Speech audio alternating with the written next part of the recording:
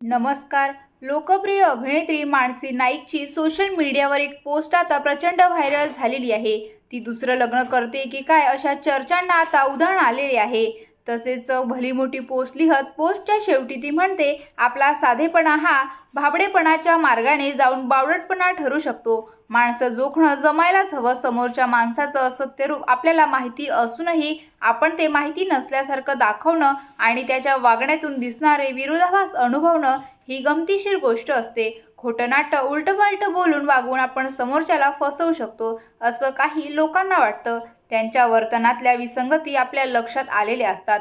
मग तर त्यांची कीव येते. अक्षरशः का वागत असतील माणसं अशी, स्वतःसह इतरांना का फसवत असतील ज्यांच्याशी अगदीच पटत नाही त्यांच्यासोबत सुद्धा वाद घालून किंवा स्पष्टीकरण देऊन आपण आपलं मानसिक स्वास्थ्य घालवू नये असे मला वाटते. कटुता आणून खळखळ आवाज करत नाही तर नाती संपवू नयेत. झाडावरून जितक्या सहजतेने फूल निसटतं तितकी सहजता आपल्यात असावी एखाद्या व्यक्तीला आयुष्यातून बाजूला करताना, असे मानसी नाईकने म्हटलेले आहे.